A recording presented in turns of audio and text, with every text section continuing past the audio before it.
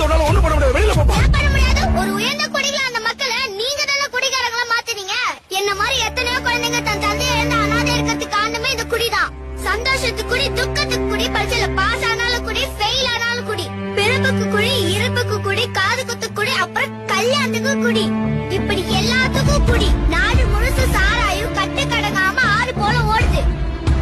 கஷ்டப்பட்டு சம்பாதிக்கிற பணத்தை பொண்டாட்டி பிள்ளைங்களுக்கு கொடுக்காம கவர்மெண்ட் நடத்துற ஒயின் ஷாப்க்கு கொடுக்கறாங்க. சாராயத்தை குடிக்கிறவன் அவன் மட்டும் தள்ளாடல, அவன் குடும்பமே தள்ளாடுது. குடும்ப தலைவனை சாராயத்தை குடிக்க வச்சு கொண்டுட்டு விதவியான அந்த வயசுக்கு பென்ஷன் தருது இந்த அரசு. கற்கை நின்றே பிச்சை புகினும் கற்கை நின்றே சொன்னது அந்த காலம். பிச்சை எடுத்தாலும் குடின்னு சொல்றது இந்த காலம். இந்த நாட்டுல குடிக்காக பிச்சை எடுக்குவாங்க நிறைய பேர்.